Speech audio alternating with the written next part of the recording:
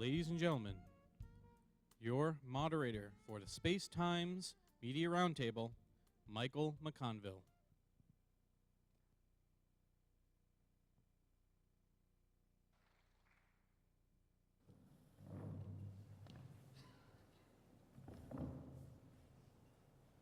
All right, good evening, everyone, and welcome to the Space Times Media Roundtable, an event as part of the Planetarium Space Week festivities. My name is Mike McConville. I'm the coordinator of the Buehler Planetarium here at Seminole State College, and we are very, very happy that all of you are joining us tonight, both here in person at the campus and online streaming the roundtable. And so our panelists this evening are the consummate professionals. They are the writers, producers, photojournalists, and public relations practitioners that care immensely about their craft. And so we're going to meet all of them tonight. So our first panelist is the space reporter for Orlando's WMFE radio and host of the incredibly popular Are We There Yet? Space Exploration podcast. Ladies and gentlemen, Mr. Brendan Byrne.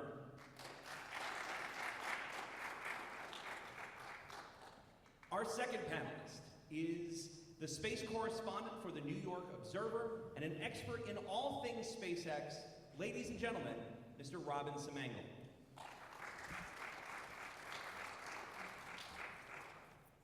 Our next panelist is a digital multimedia journalist for Orlando's WKMG News 6 and helped create the Go for Launch Space News blog at the Orlando Sentinel. Ladies and gentlemen, Miss Emilee Speck.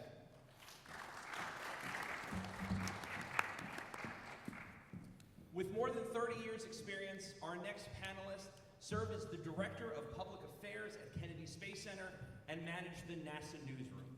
Ladies and gentlemen, the incredible Lisa Malone.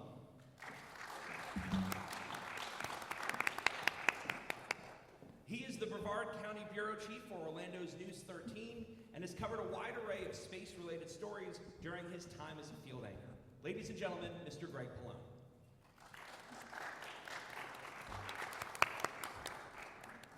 And our final panelist this evening has served as a photojournalist for the Orlando Sentinel for more than 4 decades, and whose work has graced the pages of the New York Times and National Geographic.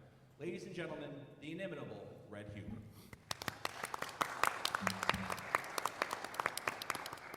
And so to all of our panelists this evening, thank you for coming out and taking part in our roundtable. And so we're going to begin our evening with a simple question for all of our panelists. And so we'll start with Brendan and work our way down. Our first question, what inspired you to cover space and space exploration? That's a hard one. No, my dad made me like space. I was in 4th or 5th grade, and my school was doing a field trip to space camp. And I grew up in South Florida, so I grew up in the shuttle program. I could see him from my house down there. And he really wanted to go to space camp, so he signed up to be a chaperone and basically told me I had to go so that he could go. And he had more fun on that trip than I did. But after that, it kind of inspired me, and I really enjoyed just all the aspects of the space program and what was coming out of Kennedy Space Center in the early 90s, and watching the shuttle and seeing all that cool stuff. And then I got to high school and realized I was terrible at mathematics, so I became a journalist instead. So I write now. So that's pretty much how I got to where I was. Is I was bad at math and science and engineering, so I became a journalist. Rob. I like that story. I like space. Yeah, top that. Yeah. I actually grew up in Queens, New York, right next to JFK Airport, and right under a flight path. So we'd have low-flying airplanes over our house every day, and that kind of scared me and then inspired me at some point. I ended up going to Virgil I. Grissom Junior High School, which most of you, I hope, know that Virgil I. Grissom was the Apollo 1 astronaut who passed away at Kennedy Space Center. And at that school, we did quite a few space activities. We built an early model of the International Space Station. We participated in simulation events at the Buehler Challenger Center in New Jersey, where we got to build probes and do all sorts of stuff like that. I wanted to continue learning about aviation and aerospace, so I went to Aviation High School in Long Island City, where I learned airframe mechanics and power plant mechanics. Like Brendan, I realized that I was a terrible mechanic, so I set out to become a writer and write about space and science. Emily. All right. There's a common theme here. I also grew up in Merritt Island, a couple minutes away from where all the launches happen still today. And my dad is a NASA engineer, so I kind of just grew up hearing about this stuff. And really for me, I became even more passionate about it after I moved away. When I graduated college, I moved to DC, and no one else was as excited about the space shuttle coming to DC as I was, and of the final launch. And I was like, why aren't you guys so stoked about this? But no one else grew up with it, and I didn't realize that people just, if it wasn't in your face all the time, and how much I had just taken it for granted. So it really took me leaving and then coming back to realize how important telling those stories were. So, and also I am bad at math and science, so. That's why they put us all on this That's why side we over write. here. That's why we write about rocket science. Yeah. So I grew up in Alabama and went to the University of Alabama, and we had a co-op program, and I was studying at the time to be a print journalist and never intended to get into public relations. And it turned out, though, I got the internship job at NASA working in the newsroom. They wanted a journalism major. And so, you know, at the time, there were people running the talk shows. At the time, does anybody remember a guy named David Hartman and Jane Pauley that used to do the NBC Today show? Well, so David Hartman was hanging over the counter one night. I got assigned to a second shift. He says, excuse me, but could you tell me what time launch is tomorrow? And I'm like, okay, sure. So I got into that as an internship, and I thought, well, they can't make me stay. I'll just go work one summer there at NASA. And wow, I got down there, and people like Red Huber were there, David Hartman, and I mean, there were all kinds of top reporters in the industry that were covering space, not to mention being around spacecraft that were headed out to planets, Mars, and to the depths of the universe. Also, we had astronauts. We had the space shuttle right there. We were taking the media in to see the spaceship. It was just an awesome experience. I was just completely wowed by the whole experience, and they had to tell me to go home by the time that semester had ended, and I ended up working that whole summer and another couple of semesters, and it worked into a full-time job for me until just about a week ago. Happy retirement, Lisa. Yeah. I have not only people, but also really bad 1960s television to blame for my obsession with space. You can name the shows. I'm sure you guys remember them. I'm not going to say the number one. I'll save that one for last, but shows like Lost in Space, Danger Will Robinson, all those different Twilight Zones and everything that were related to space. But of course, my sister and my brother are older than me by about 14 and 11 years. My brother, he liked Star Trek, and so he used to plop me in front of the TV because he didn't want to babysit. And so I found myself watching the reruns and, of course, the cartoon version of Star Trek, which was in the 70s. But that really influenced me. I mean, think about it. Think about everything, the technology that we see today that has been derived from Star Trek. That was a big deal. I had a William Shatner poster on my wall. My brother gave it to me, and I put it up. I interviewed William Shatner in 1996 at a Star Trek convention, so that was kind of cool. One of the few autographs I've ever asked for in my 23 years of journalism. But I had to. It's the Shat. I mean, come on. I, like my colleagues over there at the other table, I can write checks, I can pay bills, but my engineering skills and math skills are lacking as well. I stumbled into journalism, but I always had a sort of a passion for space. In the back, maybe preface of my mind, deep down, I remember in 2003, I was working in Charlotte. That's when I heard about Columbia. That's when we went into full mode, even though we're in Charlotte, North Carolina. That was a national story. I moved back to Savannah, Georgia, where I got my start in television, and I was anchoring, and I enjoyed it. It was great, but I didn't get out and see people, and I found an ad. It was online, I know, back in 2000, whatever it was, for a Brevard County position with News 13. And when I called and I talked to the boss, he said, yeah, you'll be covering the space program. I said, can you hire me right now? If you would, sign me up. So 10 years ago, I started at News 13, and I covered the last shuttle launches, and we cover every rocket launch live. That's one thing that we do for a 24-hour station, and I'm proud to say that we do that. I bothered Lisa many times in my career when she was dealing with public affairs. I've seen Red out there several times. Respect the heck out of this guy. But this is a fun profession, and when you live in Brevard County and you get to see rockets up close, that's a dream come true. So I'm happy to do what I do, and I hope to continue to do it until the gray hair goes away or whatever happens. So happy to be here too. I grew up in Sarasota, St. Pete area, and I'm going back to 60s too. I remember watching in a black and white TV astronauts walking on the moon. Thought, hey, that's cool. And I said, boy, I'd like to be an astronaut. Well, as time went on, I knew I maybe didn't have the right stuff in math, but I just still had a fascination with it.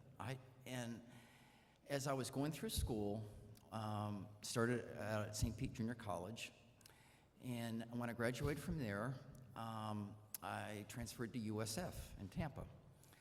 And I got a job at the St. Pete Times as a part-time lab technician and working Friday night, Saturday night, Sunday night, 4 to 12, just processing film, other photographers' film.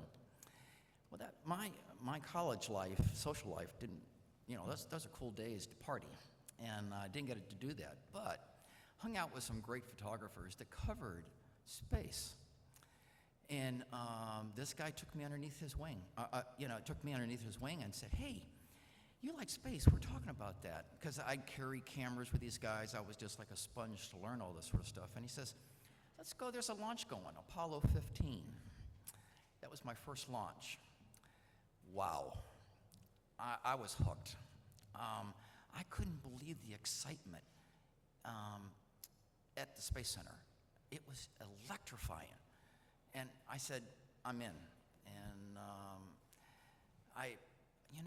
it's really something. Like Lisa said, it was during those times, covering for 30 years, and I know Greg and Lisa can attest to this, it was off the charts. I mean, you knew that you were recording history. But the people that you got to meet, the astronauts, professional, but then you become, they see you all the time, and then you develop those relationships. And these people, every person at that Space Center, just not the KFC, Houston, everywhere, these are very smart, dedicated people that want to take our, that's why I'm a photographer, I'm not a wordsmith, but it's really interesting. These people are from mankind. They're trying to advance us to survive. It's really cool. And I couldn't believe, I had to pinch myself that I'm doing this. I'm still doing it. Fantastic. Well, thanks, everybody. So our first specific questions this evening, and of course, for all of our panelists, feel free to take part in all of that, but we have questions prepared tonight for all of you and things that you are extremely passionate about. And with Brendan and Robin, Robin in particular is probably not going to be with us that much longer as a space correspondent. He's actually becoming, is it the chief political correspondent? National correspondent. National political correspondent for the Observer in D.C. And so this next question is for Robin and Brendan, but everyone feel free to pitch in at a later time. In less than 10 days, we have a brand new administration coming to Washington, and the changes in policies and ideas regarding NASA still remain to be seen. And so from your perspectives, what do you believe the incoming Trump administration means for NASA and the future of NASA's funding? Well, I had some time to talk with, before the election was over, I spoke with both campaigns about their kind of ideas for NASA and for NASA funding. And both campaigns actually, they had this this push for more, to lean more on private industry. And I think that's where NASA's going now, and especially with the Trump administration, I think that we're definitely going to go in that direction, looking at relying on our commercial partners to do a lot of the heavy lifting, like commercial crew, commercial cargo, which frees up NASA to do more exploratory, kind of deep field, far off kind of visionary stuff. That's great on paper. Will that happen in real life? We'll see. I think that this administration kind of looked at that as well. We did get commercial crew out of it. We got SpaceX. The thing that I'm going to be, and I'm going to punt that over to Robin to talk more about the commercial partnerships, because you know a lot more about that than I do. But I think the thing that we really need to look at with this administration is, what is the end goal? So we've kind of figured out what the little things are, how we're going to get our astronauts to the International Space Station, how we're going to get our cargo up there. Now is the big thing. So, NASA's on this journey to Mars, but there's quite a bit of division as to how we're going to get there first. Should we go to an asteroid and redirect the asteroid? Do we need to go to the moon? Do we need to prove ourselves in cislunar space? That's going to be fundamental in shaping how we get to Mars and how we get ourselves out of low Earth orbit and into deep space. And I really think that this administration needs to come out kicking with an actual plan, and this is the steps that we're going to do. Mars is the end goal. We'll get there. But what are the steps that are going to get us there to begin with? And I think that, I really hope that that's something that they come out and say right away. Right now, it's pretty speculative as to who's going to be the head of NASA, who's even going to be on that team. There's so many great names that are already on the transition or landing team, they're calling it now. But who is going to be the director of NASA or the administrator, and what are those steps that are going to ultimately get us to Mars? We can't just say we're going to Mars. We need to prove ourselves in deep space first. So with that, I'll kick it over to you. I think Brendan said it well. It's all speculative at this point, but if I am going to speculate, I would say that Lockheed Martin's Orion program is in trouble. I think that the asteroid redirect mission is going to get scrapped. That's what I'm hearing on the ground in DC. Elon Musk, who is the head of SpaceX, has joined the administration in an advisory role, an economic advisory role, and he's already had 2 meetings with Steve Bannon and Donald Trump. Now, what does that mean for SpaceX? We don't know what the content of those meetings were. But if I'm going off of the president-elect's tweets, I don't think he's a fan of Boeing and Lockheed. And I think that SLS, the Space Launch System, which is the rocket that is supposed to take humans to Mars someday, there's been a lot of criticism over the last few years, budgeting, the fact that it's just not moving fast enough. And there's also been a ton of delays, but that goes for SpaceX and Lockheed and Boeing and almost everybody in the space industry. But I think I like the fact that Elon Musk is meeting with the president. That's a good thing in terms of getting to Mars. In terms of the commercial industry competing over who's going to put boots on the ground first, I don't think it's going to be a competition in 10 years. This is the most scientifically complex thing that humanity's ever attempted. And Elon will say this himself, that it's going to require cooperation of every agency and all the nations who have space capability, including the Russians. And in terms of commercial spaceflight, I think Elon Musk, SpaceX, and Boeing are poised to help Americans, or the American space industry, launch humans from American soil again come 2018 or early 2019. That keeps getting pushed back. But we depend on the Russians right now, so that's a little bit complex if you've been reading the headlines. But I can tell you that no matter what has happened between us and the Russians in the last couple of years, diplomatic friction, it has not affected the space program. So I don't expect it to affect it in the next 2 years. We are still going to need them to taxi our astronauts to the space station. And it never has. I mean, you look back at Apollo, Soyuz, Exactly. and there's always been that kind of kind of coordination between the two countries. Space is supposed to be a benign platform for diplomacy, and so far so good. So let's hope that continues. All right, and then a follow-up question for the entire panel. What do you think the most pressing issue facing NASA and the Space Coast is going to be in the next decade? Money. Money. Yeah. When I say we, I mean the country and the space program. The taxpayer-funded space program needs more money. We always have, we always will. I just think that's the root of all the problems. If you talk to people who are working on the Orion program, people who are working on SLS, they will say the same thing. We can't move fast enough because we don't have enough money. I can tell you from on the ground that employees at Boeing and employees at SpaceX and Lockheed, commercial and public employees, they're all working 12-hour days, 7 days a week to try and get their projects done. And sometimes they're sent home because there's no money for overtime, things like that. So that's my input, money. I think that public interest is also something that's going to be important for the future of space, that people would continue to have an interest in that. Therefore, there would be more funding because there would be an interest among the public that would want to continue to have a space program, that we can afford to make the investment in the United States in space. If you look at the entire budget, we still have had much less than 1% of the entire federal budget going toward NASA to fund all of the programs that we are supporting and to pay all of the contractors to get the work done. And we also need future engineers and scientists to complete these projects to help us get to Mars, because we don't know how to do it today. So anybody out here studying to be an engineer in the audience, great. We need you to. Sign them up. One thing I agree with is what Lisa said about the budget. I mean, NASA, think about it, 1% of the federal budget. And think about all the movies that are out about NASA right now. Think about the inspiration of the last 50, 60 years that the space program has brought to every facet of our life. You know, little kids want to be astronauts.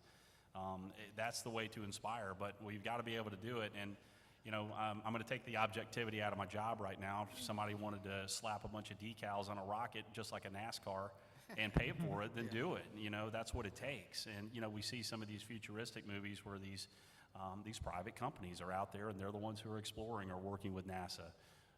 You know, NASA is innate in exploring and exploration. That's what NASA is all about. There are other Earth things they can do, Earth sciences, whatever it may be, climate, but still NASA was built to explore. I talked to a good friend of mine years ago, Congressman Bill Posey. You guys know him well. He worked at NASA back in the 70s when the Apollo program shut down and we had the gap between that and shuttle and all the people got laid off. Where would the lessons learned from shuttle up to what we're trying to build to now? That didn't happen. He also says that, do you think China wants to go to the moon to collect moon rocks? Not necessarily. I think they're going to be trying to go in the 2020s now. And that is, you have to face facts. That's the ultimate military high ground. Do we need to continue with NASA's mission to go to Mars? Yeah, that might be great, but maybe we need a stepping stone on the moon. Maybe we need to build a moon base there. It's incredibly expensive to launch things. Launch it from the moon, you know, water. Just to get water up, it's millions of dollars.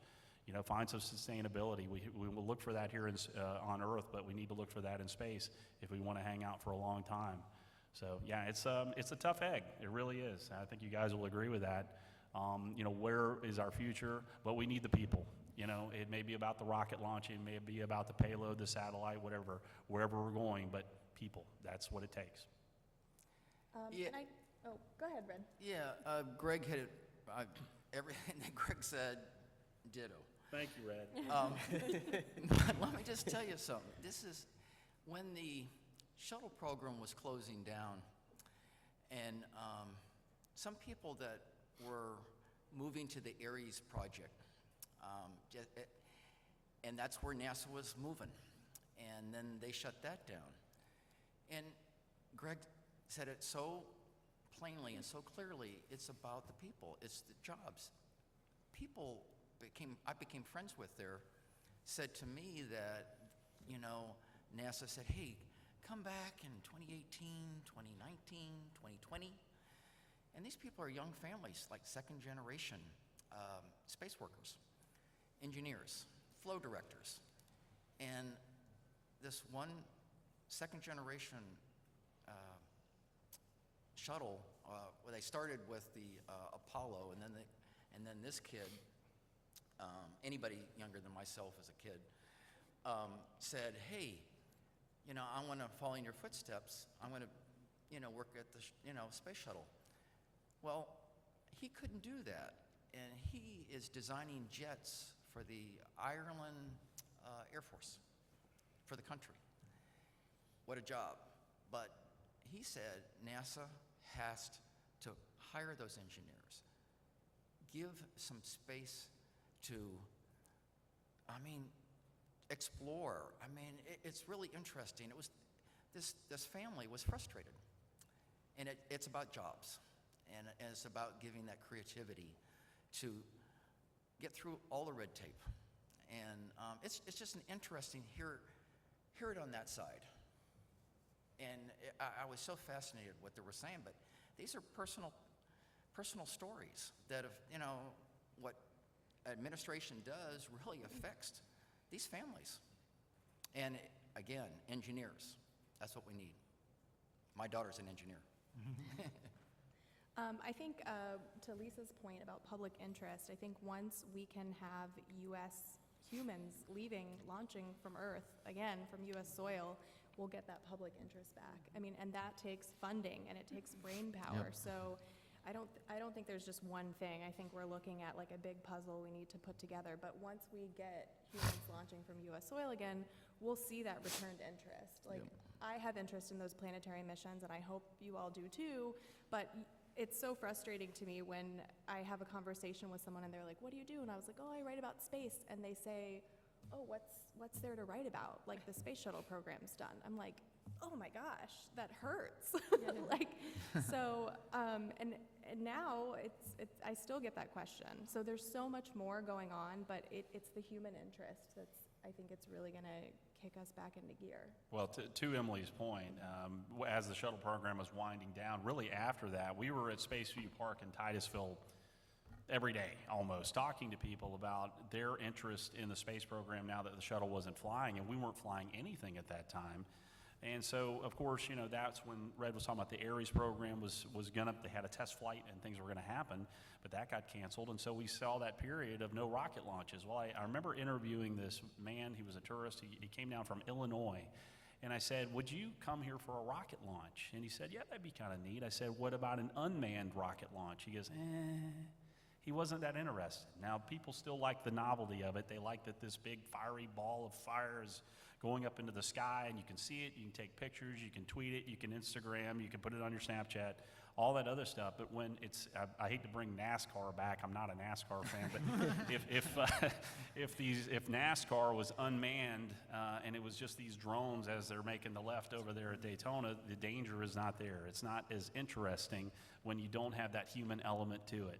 And so this guy said, yes, as soon as we start flying again and there are people on that, on top of that rocket, I'll come back and watch, and I'll take a vacation, and I'll spend money, and I'll go to Dixie Crossroads in Titusville, and I'll go to the Cocoa Beach Pier, and I'll spend money, and I'll go to the parks and see Mickey.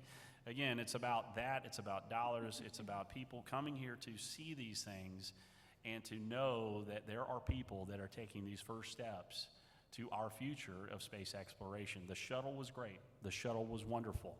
The shuttle wasn't sustainable, and it would only go to low Earth orbit despite what you saw in the movie Airplane 2. So anyway, the bottom line is it goes back to people. It goes back to people, just as some of my colleagues have said up here. Write letters to your congressman, please. Keep us employed too. Now to go off on that people point, this next question is for Emilee in particular, and Greg, feel free to chip in. As a native of the Space Coast, you've seen the past, present, and will see the future of NASA and what it means to Brevard County and the surrounding areas. What is your personal experience as a native?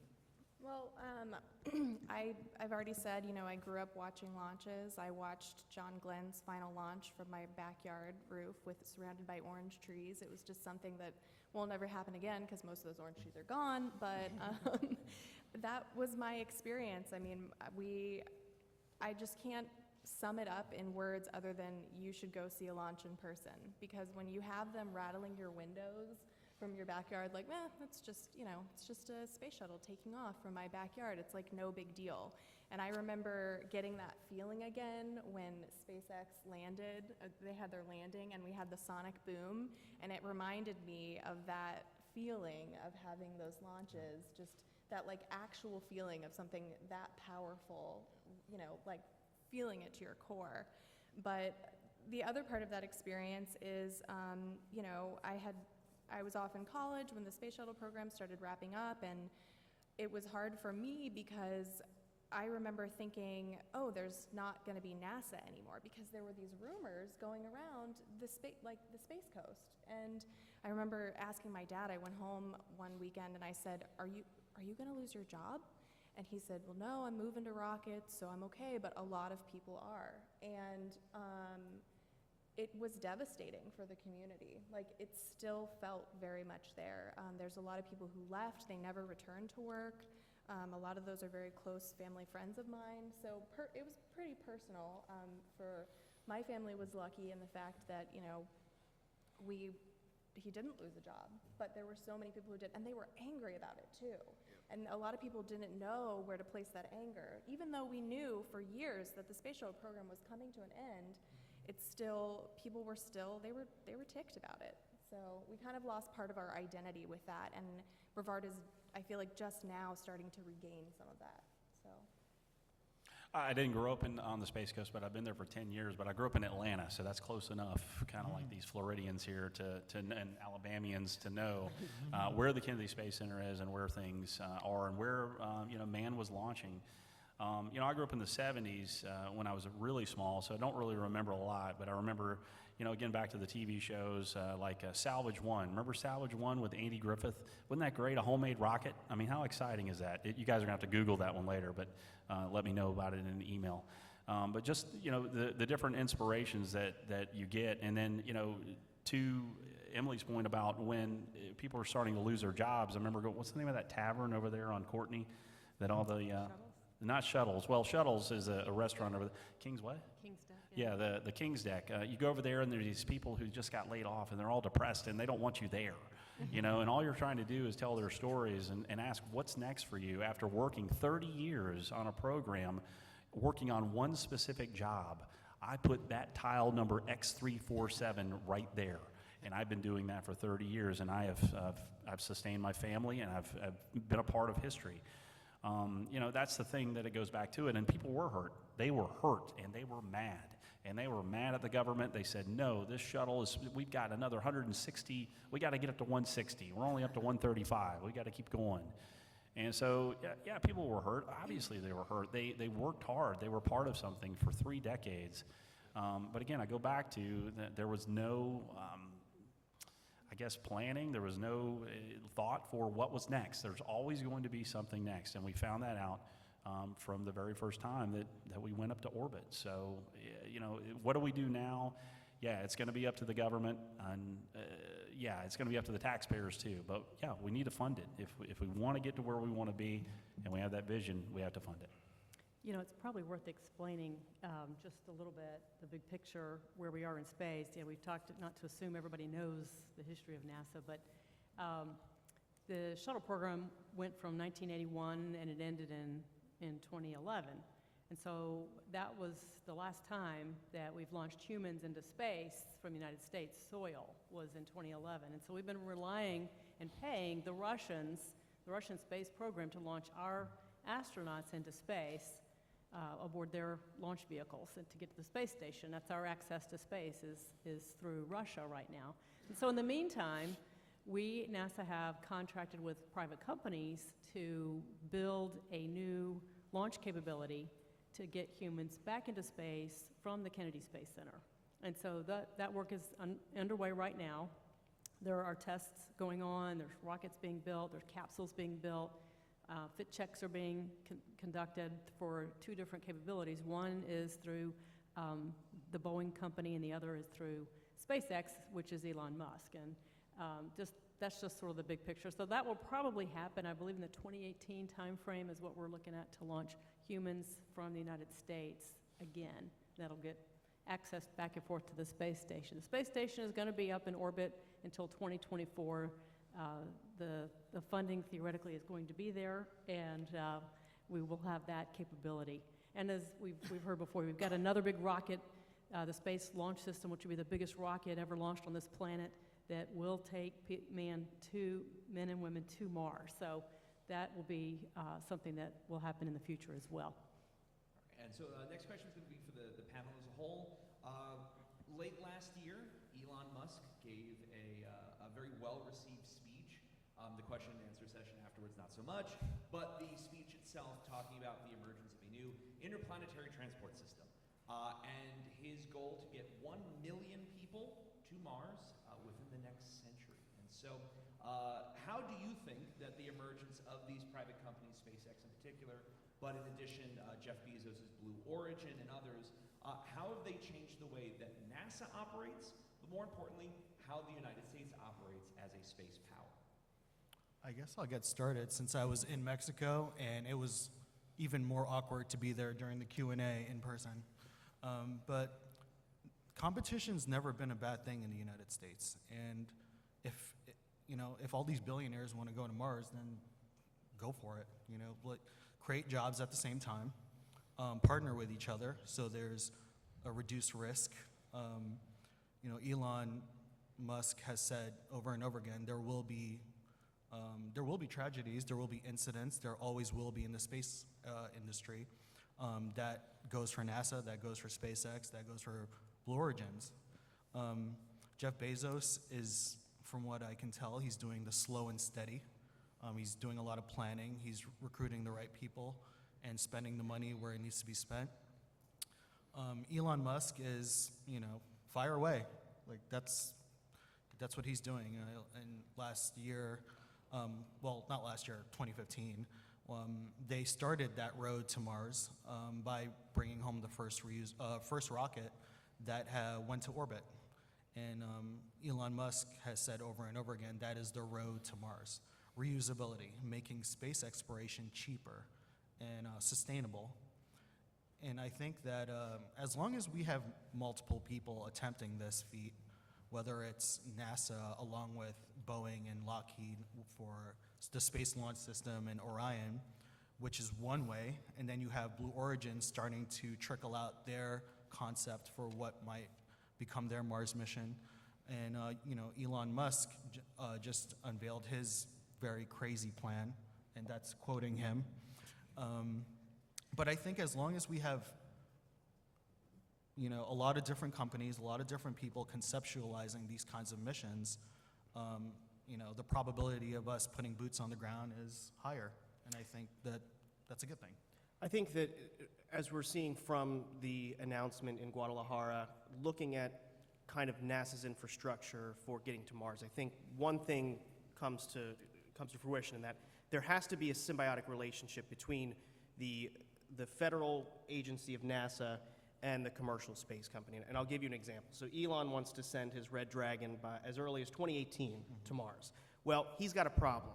He can't talk to the Red Dragon once it gets past a certain point outside of the Earth.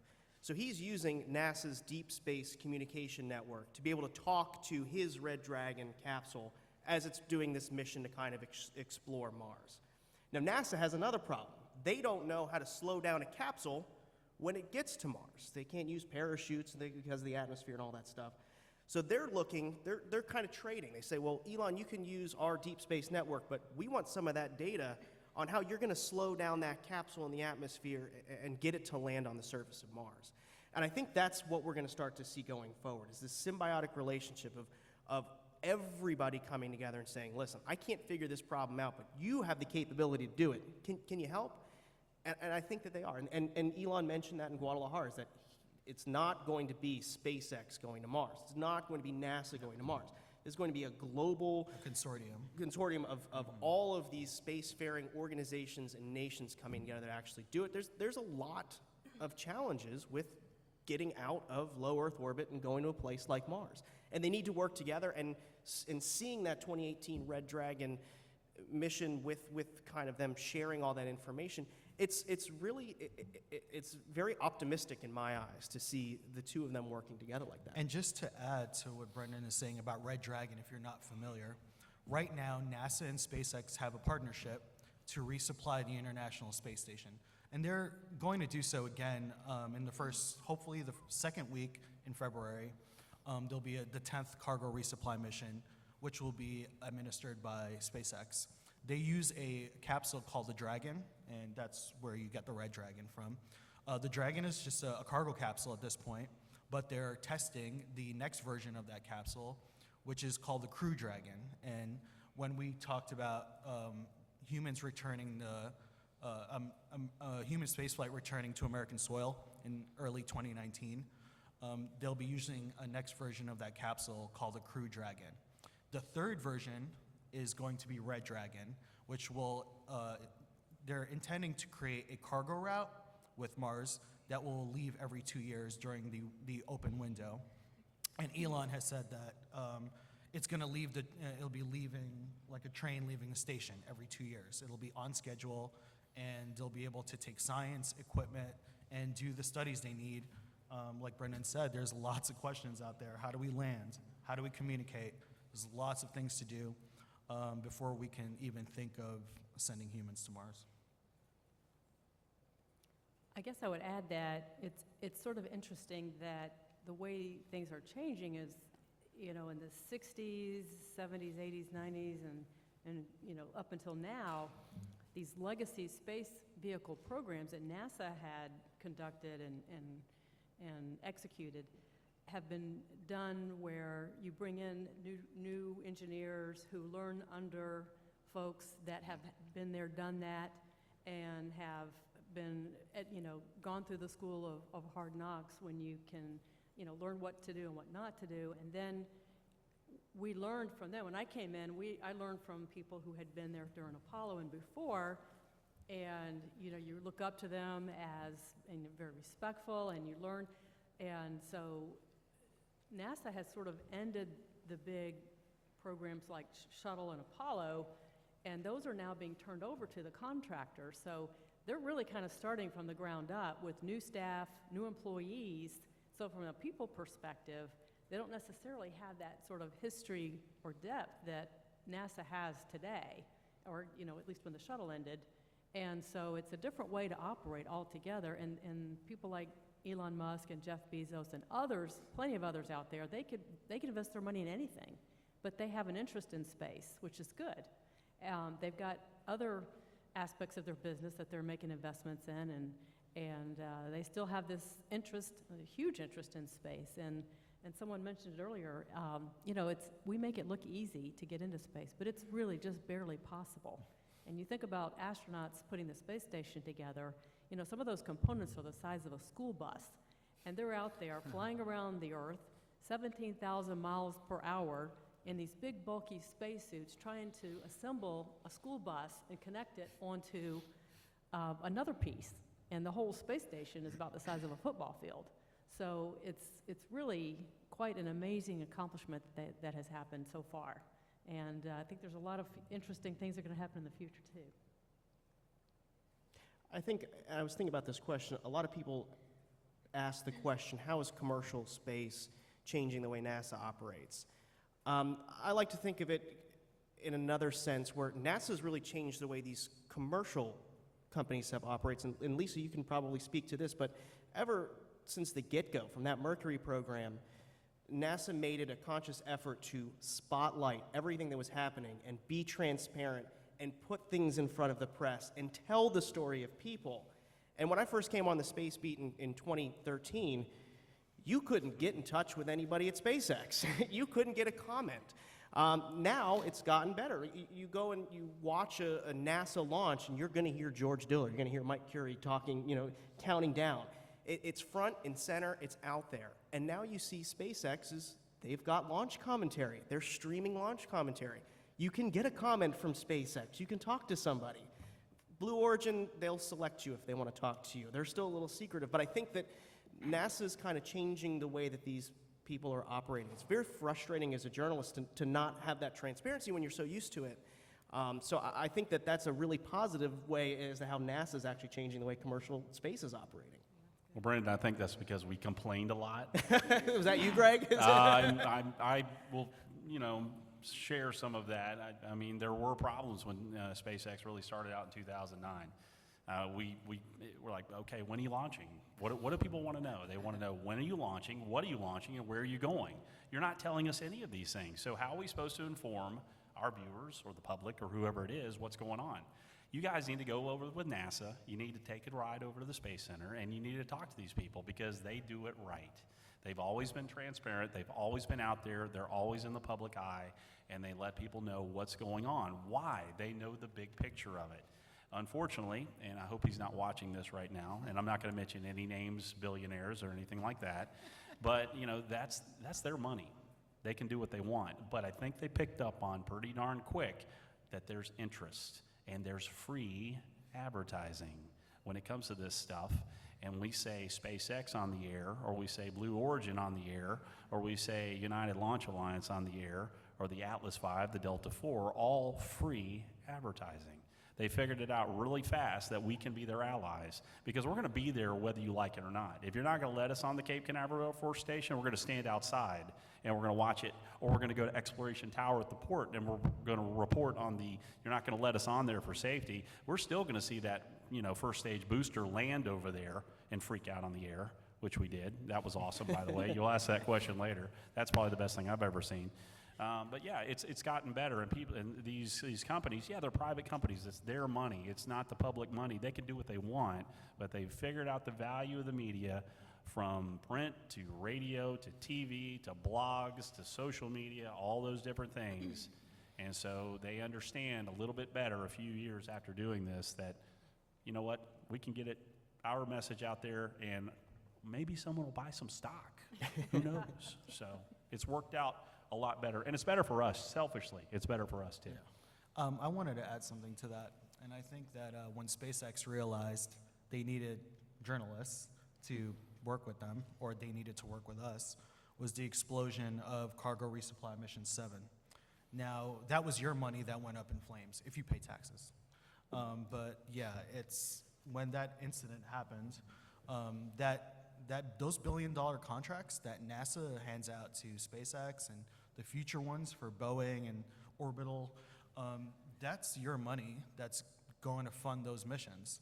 So when the Falcon 9 exploded with the Dragon, with all those supplies for the astronauts, that was your money that went up in flames. And they came under scrutiny, and they knew that they had to win future contracts, future awards for sending humans to space, sending more supplies to the space station. They needed to hold on to those contracts to remain solvent as a company. Now, that's when they started talking to us a little bit more, and we work for the tax. We in the space industry, at least, we take the news to you guys, and then you guys decide whether or not you want to be interested in space, or if you want your congressman to help fund NASA. That's the whole point of journalism, especially space journalism, is to get that message out there and let you guys know what's going on at the spaceport. If something explodes, we have to tell you it explodes. If something's delayed, we have to tell you guys. And they know that now. They know that we're the carriers of that message, and they're dependent on you. So that's where that connects. And SpaceX didn't realize that for a few years. But after that explosion, now they know that they need us. All right, and to piggyback on this idea of access, just to fill everybody in, when we found out that Red was going to be joining us for the roundtable this evening, in particular, Emily and Brendan and I, we got really, really excited. So if you don't know, Red is an institution in Central Florida, and his work has been in the Sentinel for 4 decades. It's some of the best photojournalism you're ever going to see. And one of the things that we really wanted to do with him was to have him share a few of those stories of the pictures that to him have sort of signified his career, the things that he feels very much connected to. And so If we can go on ahead and move the slide forward, we've got a couple of images, Red, that we would love you to give some stories on. Access that he had let me know. It's like Lisa on the panel. She's the reason that some of these pictures even exist. And so our first picture is the shuttle Endeavour from the gantry. So Red, we're going to turn this over to you. Yeah, you know, as a photojournalist, I'm there at covering space launches, and I'm there to document the event. But not only like to document the event, to share it with our readers and our viewers now, like online, I always want to try to bring something different layers to an image, wow people, get them excited about what they're seeing. And I was very fortunate to photograph STS-1, and what we're looking right now is STS-100. Now, this is something that I think that you earn respect when you cover a beat like I did. And I very quietly came up with some pretty cool photos. NASA gives us some access, takes us out in buses and vans, and to certain locations where we can put cameras, remote cameras, sound activated or light activated. And this particular photo, when it came up to STS-100, I went to my contact. One of my contacts was Bill Johnson. And I said, you know what? This is an angle I gotta have. Now, I know that NASA uses these angles for engineering purposes to document different places on the pad. That particular view is from the RSS, the rotating service structure. And I went to Bill and I said, I'm going to ask this question, and you know, I'm expecting a no. And I'd like to put a camera in one of your bomb-proof boxes that can take the heat from the rocket engines and the just the force, the shaking. I mean, it's just incredible what that pad goes through. And they have these boxes that you put your cameras in. And I asked about that, and I said, you know, I've talked to some people that work for NASA, photographers, that do this every day. And I have a lot of respect for what they did and what they still do.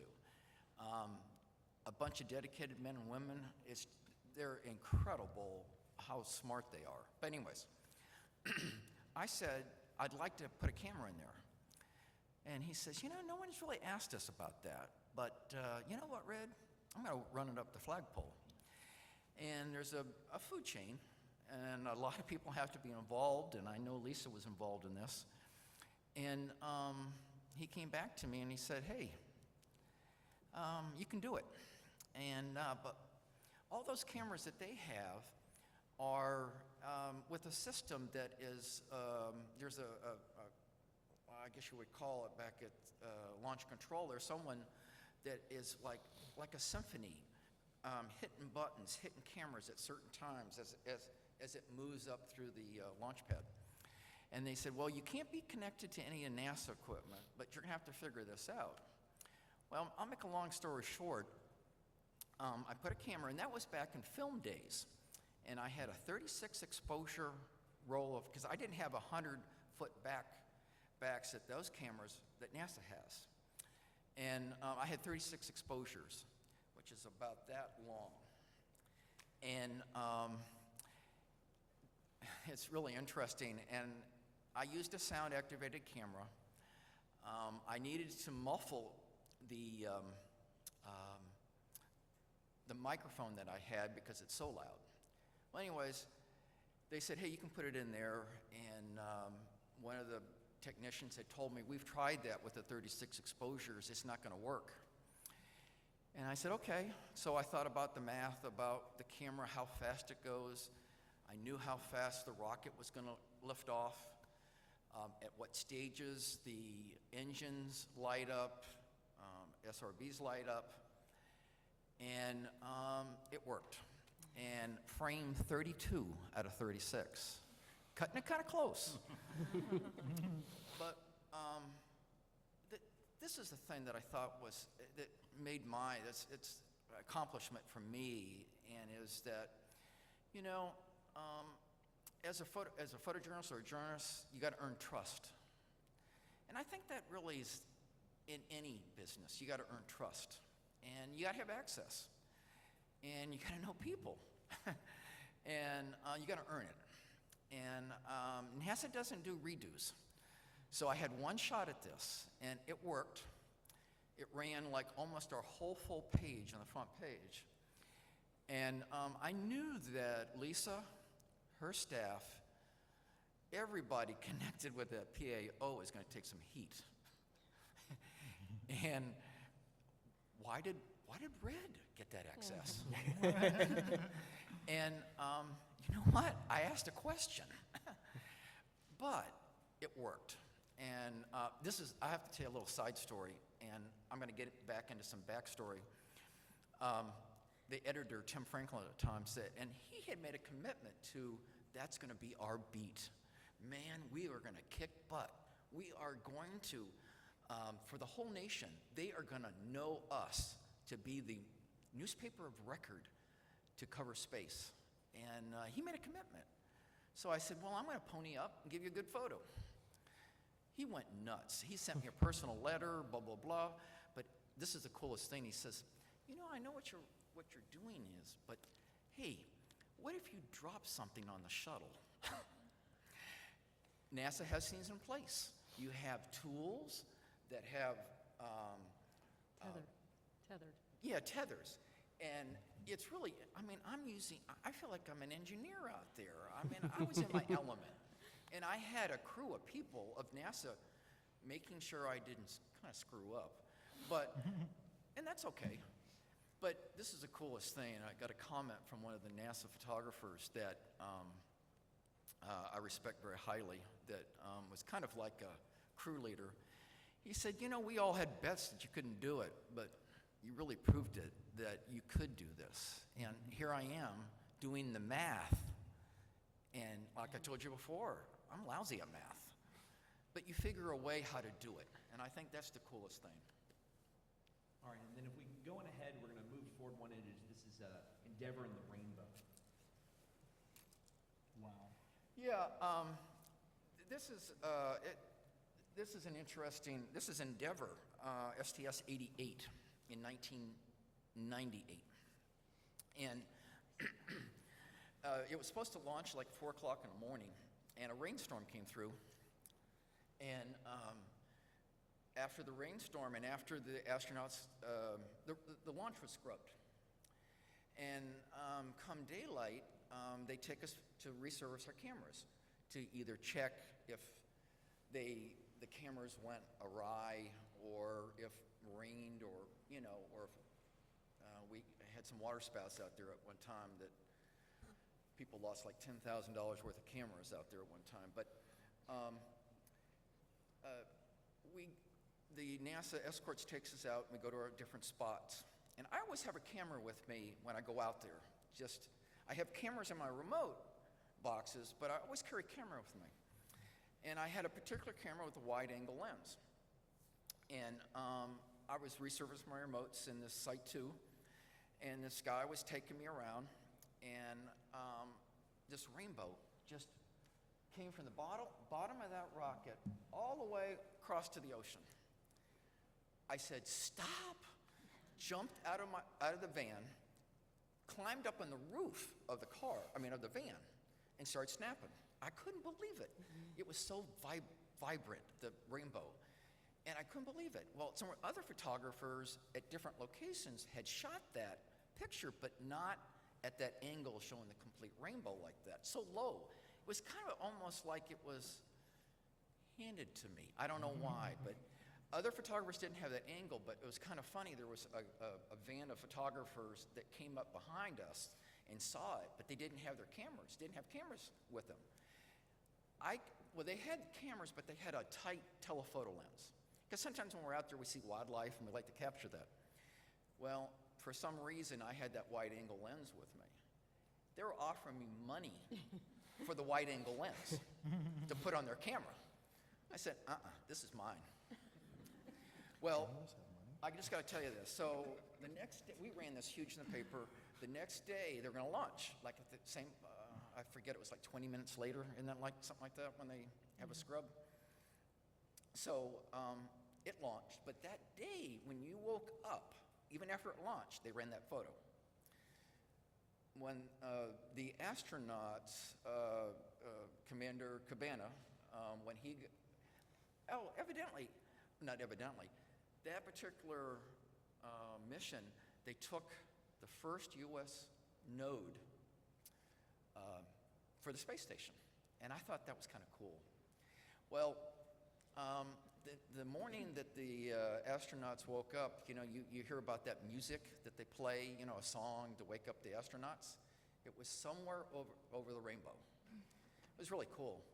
Well, that same day, I got a email from Houston astronaut office. It said, hey, you know, that picture is pretty cool. The astronauts like it in space. Can you get prints for all of the astronauts that are on board? There were 6 astronauts. Yeah, 6. And I said, sure, I'll get you prints. But all those astronauts are going to have to sign one for me. Well, anyways, done deal. Well, during that conversation, I had said, hey, listen, can someone photograph my picture on a laptop? I called them the next day, and I said, can someone, you know, because the astronauts, the mission specialists, are taught photography. There's a crew in Houston that teach these mission specialists how to photograph things in space, which I think is kind of cool. And I said, I just need that picture of on this laptop floating around in space with you guys. And the person I was talking to in Houston said, oh, come on, Red, it's a nice photo, but there's more important things going on here. They're putting the first piece of the space station up there. Come on. Well, I said, just ask them. Well, Bob Cabana messaged back and said, oh, in a heartbeat, that's the last thing we're taking off our laptop. And it was, I don't know, things like that, right place, right time. I really believe that I don't know. It was my image to do, and I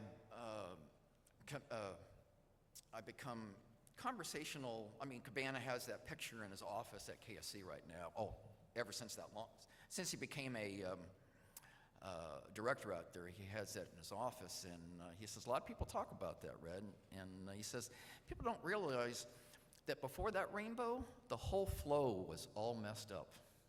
And I thought that was interesting. And he said, after that rainbow, smooth sailing. I always like the backstories. So you see why we were really excited to have Red on this. So, Hold on, thank round you of for that. applause. We got a few more pictures of kids, and so we will, if we have time at the end, we'll Sure. go through a few more. And if not, please come talk to him at the end of it. And so we want to shift gears a little bit, kind of get to the art of journalism and what it means to be a journalist, or in the case of Lisa, someone who isn't a reporter necessarily, but much more of a translator. And so the first question is going to be for you, Lisa. In your role as Director of Public Affairs, your job was to take very, very difficult and sometimes dense scientific ideas and translate them for the public. And so I'd like to share any of your experiences in being a communications professional in an extremely scientific world.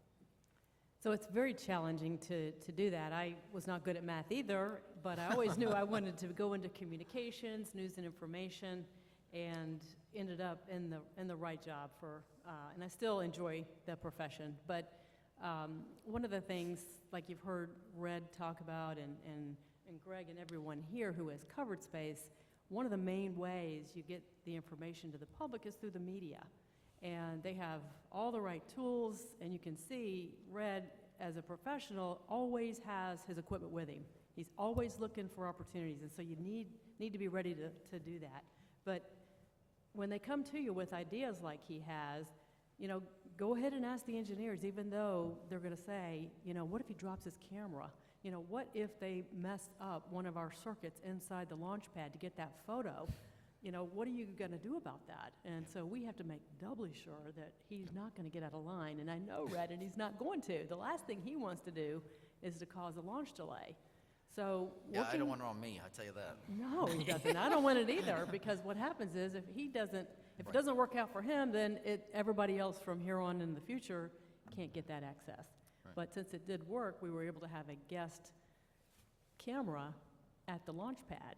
There's some 200 cameras out there at the launch pad for engineering purposes, and so we would go to the engineers to try to get some of those images, to get them out in a timely manner for the news media, whether it's video. Right. You have to get all formats, whether it's video, high def, still images. And, as the years went on, the formats changed, the timing changed on when you need to get that ready. So you have to evolve with the change in technology and how news and information is distributed. People still want photos, they still want information, but how you package it and how it gets to the public and how it gets transmitted is always going to change. So you have to be ready for that. But you have to understand, I didn't understand turbine speeds or pressures or, temperatures, and I didn't go to engineering school, but found myself in meetings that all of these sorts of things were being discussed. I mean, these would be meetings that would go on sometimes for almost a week. We're talking 8 o'clock in the morning until, the end of the day, and these were dead serious engineers. And you had to keep up the best you could. And there were often in the room just as big as this one, probably arranged differently, but there would be people coming in from all over the country, from different NASA centers, from different contractors. These would be like our big launch review meetings. And a lot of times in the early parts of the program, there would be significant technical issues that were being discussed. As soon as that meeting was over, head back over to the press site, and there are, at least potentially, 20 reporters and photographers waiting for answers.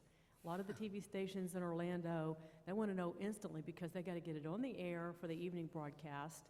And the later you wait, the fewer newscasts you're going to be able to make for the evening news for the public to understand what's going on. And if you're getting ready to start the countdown, people are making plans to come over to see the launch. You have to, you need to be able to give that information out. People need to know what's going on. Are we launching or not? And so it really becomes quite a dynamic thing. It's a little bit chaotic, which I like. Anybody who's in news or information likes that environment anyway. And to try to figure out what's going on from a technical perspective, you have to maintain relationships with people. You have to be able to, the launch directors have to be able to trust you with I'm telling this person who may or may not understand what I'm saying, and then they're going to go back and tell the media. So you have to establish trust, not just, it's got to be done way before those meetings take place. So you have to establish these rapports with engineers in different systems on the shuttle. The shuttle had 20 major systems, and they offered classes that were technical for some of the engineers. I went and took those classes. I didn't have to take the test, but I wanted to understand more about it. Plus, I got a nice handy schematic of all of what was the system so that I could understand and follow along in the meetings as best I could. And after a while, you start to learn it after the years go by, and it really is challenging, it's interesting, and you find out, wow, I can't believe how smart these people are, that these rocket scientists that have run the space shuttle, and the whole way the thing comes together between Houston, Florida at Kennedy Space Center, you got Marshall Space Flight Center, you got NASA headquarters, you have all of the contractors, you got a big engineering team out in California that designed and built the space shuttle, and the contractors from all over. It really just all comes together, and you all get to know each other after a while, not just within the engineering ranks, but the news media as well. So it's really a fascinating place to be. All right, and our next question is going to be in particular for Emilee and Lisa and Robin, having to do with the makeup of the engineer and reporting corps out at the Space Coast. And so women and people of color are represented in much smaller percentages over at KSC and in the group of reporters than they would be in the general population. And so if you three would speak to your experiences as in that situation and what we could do to help alleviate that issue moving forward. You You want me to kick it off? Okay. Well, to put some things in perspective, when you look at the U.S. population, we are a little over 50% women.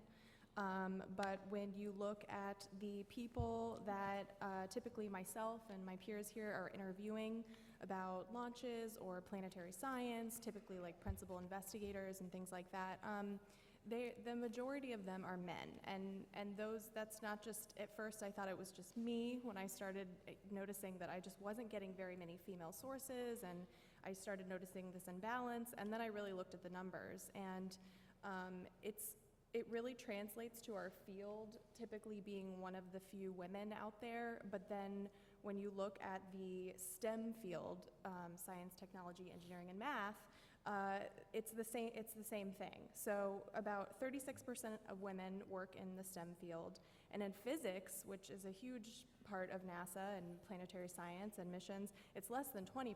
So when you go from 50% women population, you're looking at those numbers. And that all starts from early education, because when you look at universities and their faculty makeup, it's like less than 16% for women faculty in STEM fields, and then fewer specifically in physics again. We're lucky in Florida, though, that we have FAMU, the FAMU FSU engineering program. They're working pretty hard on increasing diversity in race and gender. They have a great contract with Lockheed Martin, a $5 million contract that they hope will increase the future brain power and diversity. They have a higher percentage of students, 26% women engineering majors. That's way higher than the national average. So that's good. And UF also is focusing on getting more women involved in STEM fields. So that all kind of comes back onto us when I'm wanting to write about, some new images that came back from New Horizons of Pluto, and I want to talk to someone about the gases around Pluto or something, and I reach out to, an agency and say I need a source. I'm typically getting more men, and that it all comes down to, it starts from the bottom and it goes to the top, and that's something I think it's something we have to work on, and as journalists we have to try and diversify our sources, but I've also experienced some interesting experiences with men in the field who are surprised that I want to write about science, and or I've been told before, oh, you don't look like a space reporter, and to me, it's like, well, what does a space reporter look like? Should I be wearing, what should I be wearing? And that initial reaction is just kind of like, oh, okay, so there's still kind of this stigma out there. And also, when I'm interviewing someone and they're surprised that I asked such a technical question or something, like, oh, wow, that's a good question. Well, I do this for a living, so I should know what I'm talking about. So that's something that I've experienced personally, and I really hope to bring more light to with my writing. And it starts from the bottom to the top with children. I mean, more STEM programs with kids. Like Lockheed Martin is a good example of a company that's trying to push that. Universities, there's lots of, UCF has a good program as well with women in STEM. That's my soapbox. Just following up on what Emily said about the industry itself, I think one of the companies that are really pushing for diversity is Lockheed Martin. One of my first pieces was visiting the ONC at Kennedy Space Center and visiting their Orion team, the team that is building the spacecraft that is supposed to one day take humans to Mars. And I'm a Star Trek fan, a really big one. It's actually the only background I have in space, sorry. So I walked in there, and that's what it reminded me of. It was very diverse when it came to women and people of color. I felt inspired by it, and then it went downhill from there. The rest of the industry isn't as diverse.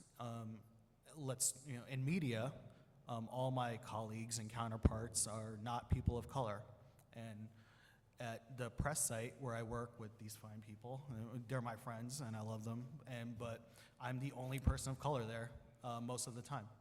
And unless there's a visitor from another news organization across the country, maybe once, I get excited and I talk to them. I'm like, hey, stay, will you? No, but yeah, and I don't know if that, in terms of the media, that's something that is a criticism of media. It's predominantly white.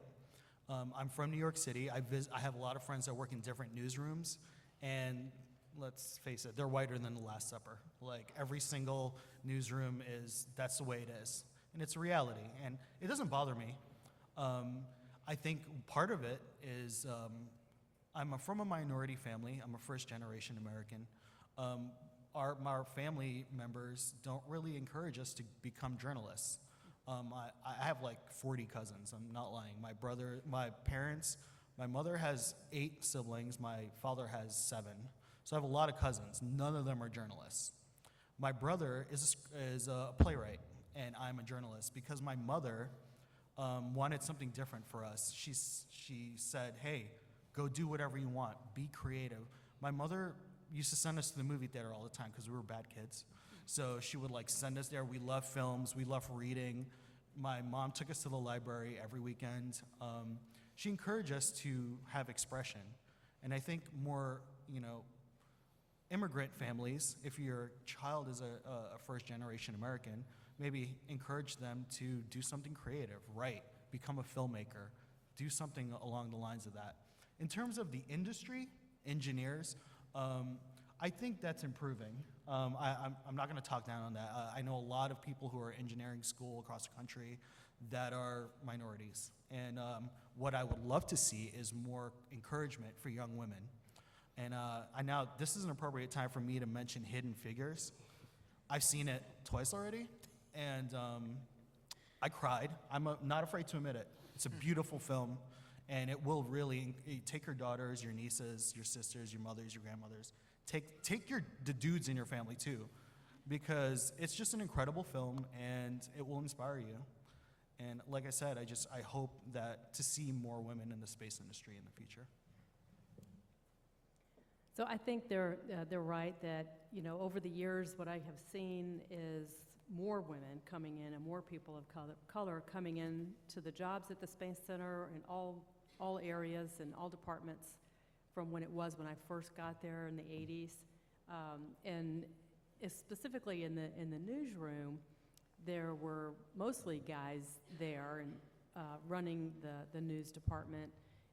In the field of public relations, it's now virtually 90% female, and I think at the Space Center you probably have a few more men than women.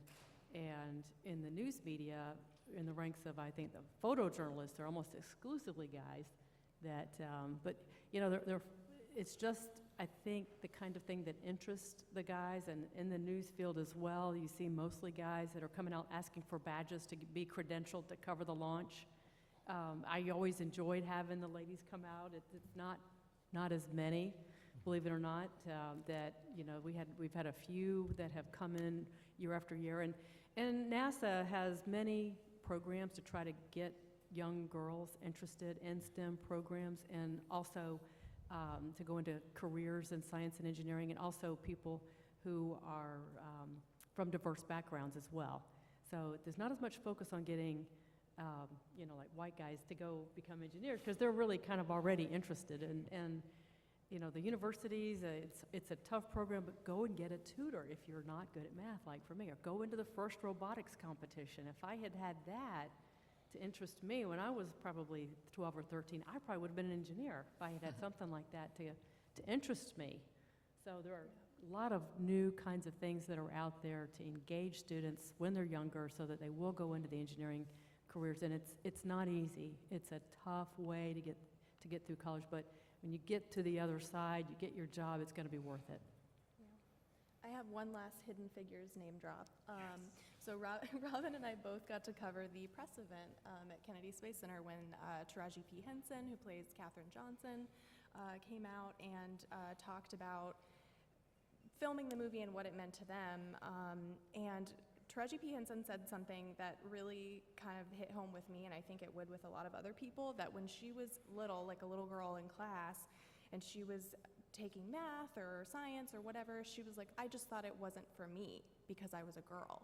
I just thought, oh, I'll sit back because that's not for me. Math isn't for me. And I just remember being like, yeah, I totally concur. And I think there's a lot of other people who feel that way, maybe because they weren't encouraged or they didn't have the opportunities, but there's so many opportunities out there now for young girls, and it's just, it's gonna be a whole different generation with the future generation, I think, but I love the timing of that movie. It was just so, Perfect. it was so Yeah. great for just where we are kind of in general in life, and again, go see it because it's an inspiring story. It's Like, also just a good movie. yeah, so go see it.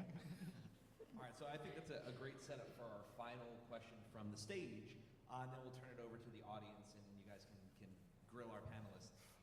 What advice would each of you give to an aspiring journalist, photojournalist, media professional, wanting to get into this industry and to cover space and to participate in the programs or SpaceX or NASA? So Brendan, we'll start with you. Something that I've lived by in my career is that there's always someone better than you. You always have to remember that. This is probably not good to say for future employers here, but I never went to journalism school. I never have training in broadcasting. I kind of fell into journalism because I needed some extra credits my senior year of college, so I interned at the station and was at the right place at the right time. And I just kind of took everything in and learned from the people that work at my station. If you listen to WMFE, Nicole Creston, our morning edition host, she kind of took me on. She's like, okay, this is how you talk into a microphone. This is how you become a broadcaster. Everyone at my station was better than me. There was something for me to learn. And then as I kind of came into my own and took on this beat, I found myself, I got a call from one of the Kennedy Space Center public affairs people, and they said, hey, we're looking, you interested in interviewing Deputy Director Davin Newman? And I was like, yeah, why are you calling me for this? Like, I'm not that good of a journalist this time, and you want me to interview her. Well, it turns out they were looking for people to interview because everyone was out covering a SpaceX launch on the coast, so it would look kind of silly if there was no press corps there. So it was me and Jay Barbary, and if you don't know who Jay Barbary is, look him up. He's covered every single manned Good luck. launch from Cape Canaveral. And it was him and I sitting at a table, and I got to sit there and listen to this guy who's been in the industry for decades. And I'm this green journalist that's out there. And I learned so much from that. And even now, I am the least experienced person on this panel, but I'm learning something new every time I go into a situation. So never stop learning, and never think you're the best because you're not. There's always someone better than you, and there's so much that you can learn from them. I'm going to one-up you here. Uh-oh. I was a TV critic. I started, if the question was advice, right? That's good. Be a self-starter. No, don't wait for anyone's permission to be a writer. You live in the age of self-publishing on social media. I think kids are getting their news from Instagram now, right? Pretty much. Twitter, Instagram, Snapchat. Be a Snapchat journalist. Do something. Just get started right away. If that's what you want to do, start yesterday. I also didn't go to journalism school, but I did work in communications, and I did file reports and research, so I did have some background. But when I started being a reporter and writing for a daily newspaper, like I said, I wrote TV reviews, and they were awful, god-awful. And then, if you're interested in space journalism, there's opportunities out there. There's life hacks out there. Like NASA has a program called the NASA Social. And they have about 5 or 6 per year across the country. Most of them are at Kennedy Space Center. If you apply, they select about 50 people for each launch. Now this opportunity allows you to go to a launch and pretend to be a journalist. And I did that 3 times. Now, most of the people I was with, they were taking selfies, and I took a few myself. But there were, people taking selfies and posting stuff to their Snapchat and showing off to their friends on Facebook. I did that too. But I networked. I exchanged, I got email addresses, and I met people, and I told them I was interested. And once you do that, A couple of times, you only need to do it once. You get one email address to someone who's building Orion, building a spaceship, former astronaut, somebody, and just interview them. That's it. My first interview was after my first NASA social. Like I said, I was not a journalist in any capacity. But I emailed Edgar Mitchell, who's passed away. He was the Apollo 14 astronaut, sixth man to walk on the moon. He invited me to his house in West Palm Beach. It was weird. I was like, all right, I guess I'm gonna drive 3 hours to West Palm Beach. And I got there, and it changed my life. I knew then, when I was sitting on his couch, his dog on my lap, I was like, all right, I'm gonna be a space journalist now. So I did another NASA social, and then I went to Ryan Holiday, who's my editor. He's a best-selling author, and I went to him and I was like, hey, are you interested in doing some space coverage? And he's like, yeah, let's give it a shot. So after, I did the few NASA socials, and I was able to actually file reports from those socials as a reporter. But my first mission was CRS-7, the one that exploded. So that was a big story, and a big story for my newspaper. My editor-in-chief, I hope he's not watching, but my editor-in-chief was like in the Hamptons somewhere in Long Island, like at a country club, and it was like Sunday afternoon, and there was no one to edit my piece. He stopped what he was doing, and this is like 4 people above the food chain. He stopped what he was doing, and he edited this dude's article who's not a reporter, and it became a hit, and after that, they were like, let's keep doing this. And I have to thank my newspaper, the New York Observer. They financed 2 years of this. There's not many people who actually go to Kennedy Space Center and report from there. There's maybe 5 writers there regularly. You got Brendan doing his radio, and Emilee is there now. And I think Greg lives there. Yeah, maybe. But there's only a handful of us. So and it's been very lucrative for my company to do space coverage. It's made us money, and that's why we keep doing it. And I wish I can get this message out there to the New York Times, the Washington Post.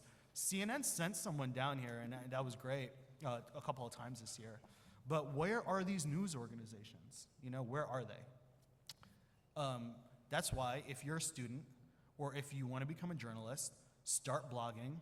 A Squarespace account is $27 a month. You can afford that, I think, maybe. College students, I'm not sure. But start a website. Start blogging. You'd be surprised how many people will share your content. Create a Facebook page, create an Instagram account, start building a brand. You don't need someone's permission to start doing that. Then once you have that going, start emailing editors at different newspapers and say, hey, let's do space coverage, and you'd be surprised, you will get a response. So, Emily? I want to build off what Robin said about just making your own brand. On top of that, I would say don't be afraid to tackle very complicated topics. Just because there's so much jargon in there that you have to read it 3 times to understand what it says doesn't mean you can't explain it to people, because that's my favorite part about my job, is explaining things to people and they're like, oh, I get it now. So if you can do that in a concise, short, just sum it up for people, they'll love it. And it gets people interested in space. Right. So if you're interested in space, they will be interested in space too. And then on top of that, you can find your niche. There's so many aspects of space exploration that aren't being covered in the way that I wish they all were. There's, planetary science is something I'm really interested in. I love those robots because they're not people, but the people behind them tell really fascinating stories, and the robots give us awesome pictures. So, and science. Find your niche. And one thing that Robin and I figured out when we were at the Space Center last time is that our first launch together was both CRS-7. Right. But I had Red Huber, who was there, thankfully, because I was covering for, at the time, Scott Powers, who was a great reporter for the Sentinel for a long time, still a great reporter. And I was like, oh, I'll go. He's on vacation. I'll go. I had my story ready to go, and as I'm looking up at the sky, my story disintegrated, as did the CRS-7. So I didn't know that I could cover a story that big that went national, but I did it. And afterwards, our editors were pretty impressed that, they're like, oh, yeah, let Emilee do it, whatever. It's just another launch. Who cares? And it became a national story. So it helped me kind of realize that I could conquer things that I didn't think I would be able to handle. So, don't be afraid, find your niche and build your brand. I think, we're going to start a campaign for a space journalist group now, Yeah. but You're going to make mistakes. yeah. You are. And don't be discouraged by them. You're going to receive criticism from people on the internet, and those people are awful. Don't, obviously. Sometimes they're right. Like one in a Sometimes. million times, yeah. But yeah, you got to do your own thing. Be your own journalist. Be your own media company. That's the way you need to, think of it as a big picture, and find something you enjoy writing about. Don't write about, things you think are gonna get you hired. No, write about something you love, and then someone will pay you one day to do that. So I would say these are great stories, and when we, first had the shuttle program, we would have like 1,000 reporters, the news media, show up, and for the John Glenn flight in 1998, when he returned into space, we had almost 3,000 media there. That was way before social media. Today, if you don't count the social media, we probably have less than 100 reporters coming out to cover a launch. So if you add the 50 or so that we're allowed to have for social media, then you can, so this is a great story that Robin shared where he got inspired to be almost like a freelance sort of with him. And so that's another way you can break into a beat, is become a freelance, which means you're probably not going to get paid anything to start with, but then once you get your name out there, you get published, then you start approaching these editors, you start being a little bit more entrepreneurial about your skills, and maybe they don't have money to send someone down, but you're based in Florida, you can drive over there. Like the Washington Post, New York Times used to fly their reporters down, their photographers down. They would fly from all over the country, LA Times, Atlanta Constitution, they would all send, these big news organizations would send people down and photographers to come and cover the shuttle. Big networks would come in. They would come in from all over the world to cover humans going into space. So I think that's going to happen again. The next time we launch humans into space from here, you'll see a big, huge, hopefully big, huge media contingent. But learn how to write, learn how to cover an event, and be able to write the lead, whatever that might be for that event. When you get back to the office, or you file your stories, then your boss isn't gonna have time to write that for you. And you can take that writing foundation into print, broadcast, social media, captions, video tech, it could be scripts, it could be anything. Once you learn how to do that fundamental skill, it's like math for engineering, it's very fundamental. You wouldn't think of getting an engineering degree without knowing how to do math. It's the same for the field of communication and writing, and it's gonna take you into so many different avenues throughout your whole career. Get an internship. If you can get an internship at a news organization, a communications office of some kind, then do that. That's gonna be experience while you're in college. It could lead to a full-time job. It's also experience on your resume. You're gonna learn, do I like this? Do I wanna go into some other avenue of communication that might work better for me? Broadcast journalists have it a lot easier than print, I can tell you that. It's lazy writing because you're talking conversationally, and so that's basically what we do. I do take great pride in my writing. I cover Brevard County, not just the space program, so on the days that I can't hang out with you guys up at the Space Center, I'm doing stories about burglars getting eaten by alligators and other things, police chases, people robbing the Circle K down in Palm Bay. So, I just get a little slice of it. You guys are in it every day, and you're lucky. I get a little slice of it, and I push forward as much as I can. I'm also fortunate that in 2007, when I walked into the station in downtown Orlando in News 13, the first big banner I saw on the wall, it said, "Your Space Station." That told me something right there. That told me that this beat, this area that we covered, the Space Coast, is important to the people that hopefully I was going to get hired by, and I did. Working in Brevard County, it means the Space Coast. There's always something that ties back to the Space Coast. You can drive around, you can look at everything. I mean, you can see the names, you can see the monuments, you can see the shuttle out at Space Coast Stadium, the little tiny model shuttle, all kinds of things that still mark the origins of the space program, but also to what we have done and then what we will be doing. The one thing I can tell you, if you want to be a journalist, you need to be a people person. You need to be able to talk to anybody. You need to be nice. You need to be considerate. You need to be able to treat the janitor as you would the President of the United States. That will serve you well. If you're a jerk, if you're arrogant, if you want to be on TV to be on TV, then don't do it. People will see right through that. They will pull the rug out from underneath you, and you will fail eventually. Be nice, be considerate, be a person, be kind. It's a job, but still, there are still people. Treat them as such. If I'm dealing with a public information officer for the Palm Bay Police Department who's been working for 24 hours trying to catch somebody, and I push him and I'm mean, instead of saying, hey, did you get some sleep? You need me to go get you a sandwich? You know, whatever. Be nice. Be a person. Be human, you know? And that's what I love about the space program. There's so many stories to tell. And there's so many people that come here to watch these launches. Think about it. We don't have to fly in a plane. We don't have to spend all this money. We can go outside in our backyard, if we're not working, and watch a rocket fly into space. And where has it happened? It's happened here. And, you know, this has become our second home. For us, we've lived here for in the area for 10 years. I will not take that for granted. I grew up loving outer space, anything related to that, Tang, whatever.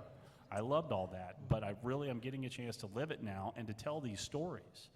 There are so many stories that you can tell. We told a lot of those stories when the shuttle program shut down for those workers, their families, how they were affected. But what did we always do? What did I always want to do? I wanted to make it human. It's about people. And if you want to be a journalist, you better not be a jerk. You can be a jerk, it'll get you so far, but you need to be kind, be nice. And I think we got some nice people up here today. I think they're nice and I think they're passionate. That's another word. Be passionate about what you do. And you know what? That's a good point. You're going to make mistakes. And Lisa and I were talking before the program. You're probably going to make more mistakes than you get it right. And learn from those mistakes, because you will find your niche. And I saw that myself back when I started in 2007. I sat next to a guy named Scott Harris out there covering shuttle launches. Until he passed away in 2011, he got to see the final shuttle launch.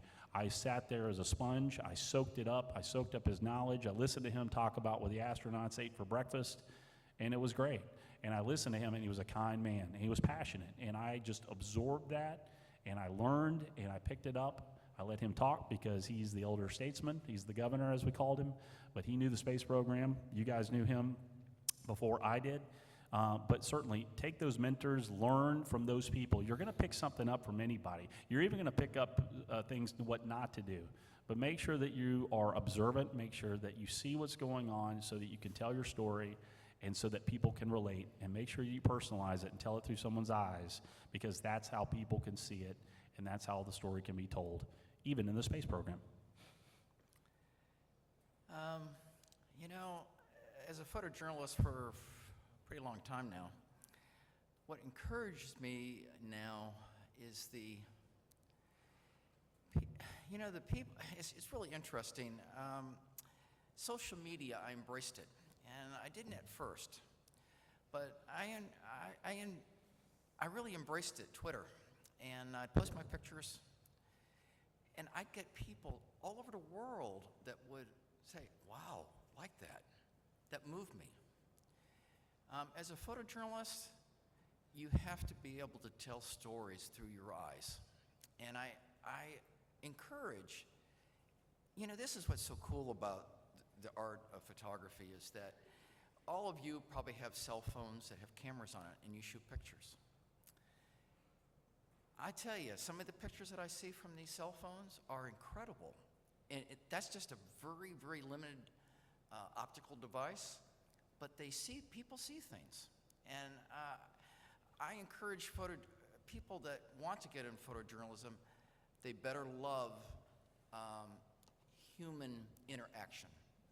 And there are some very creative people out there that can shoot some really great photos, and some photojournalists that go to school and they find me on the internet or whatever through friends or professors or whatever, and they'll reach out to me and they said, "Hey, I'm not a really people person. I'm kind of a quiet person."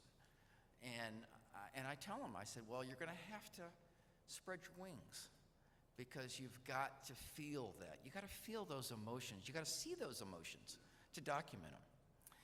And you learn more about, as a photojournalist, about body language. You look at people and see how they're moving, see how the light hits them. because that can tell a story about that portrait of that person. I had let me back up. A number of years ago, probably about 5 or 6 years ago, a young student found me, went to Western Kentucky, majored in photojournalism. He was a sophomore. He found me, I don't know how he did, but he reached out to me.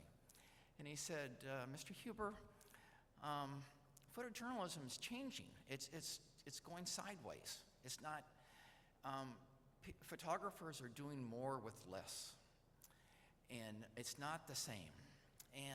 But I have this passion, just like what Greg said, all of us. And that's what when Michael asked me to be a part of this, and I saw the names, and I know a couple of people I don't know down there, but I looked them up. They have a passion for their craft.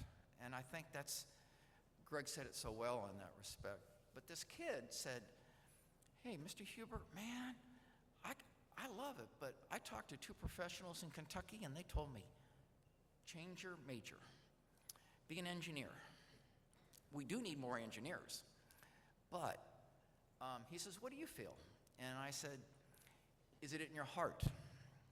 Do you feel like you see things differently? Yes, yes. All the check marks. I talked to him on the phone. He said, that makes me feel good. And I said, well, I'm not trying to make you feel good. I'm telling you, if you feel that, go down that passion. Now, you're going to have to learn video, because that's another medium that still photographers are doing now that we didn't do before for websites. You've got to be all in. And Brendan said it so perfectly, and I preach this, that you don't know everything. I am still learning. I'm an old fart, but I'm still learning. Because you know what? And I think Greg will attest to this. As a photojournalist, as a journalist, and I know Emily, we've talked about this personally, is that be inquisitive. I think that's what really drives me. When someone told me, you can't shoot this picture, you're not going to be able to do it, I did it. I think and I encourage people to follow their craft, no matter what it is, if it's photojournalism, journalism.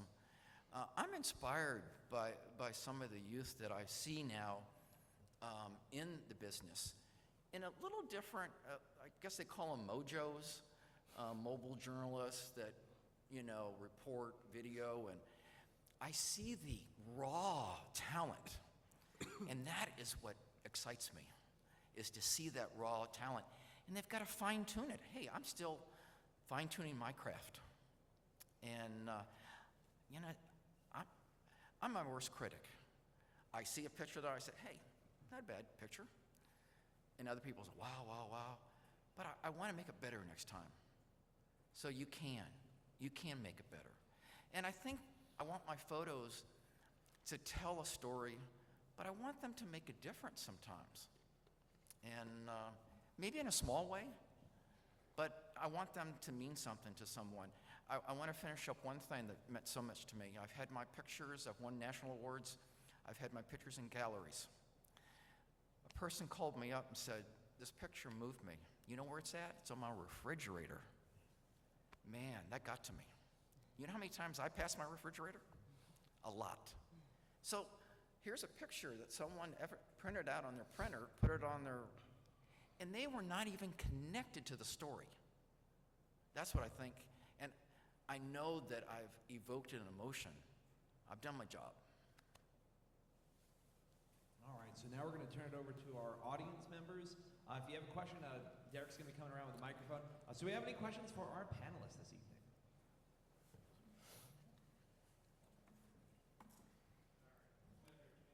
And then thanks to all of you for your patience on that.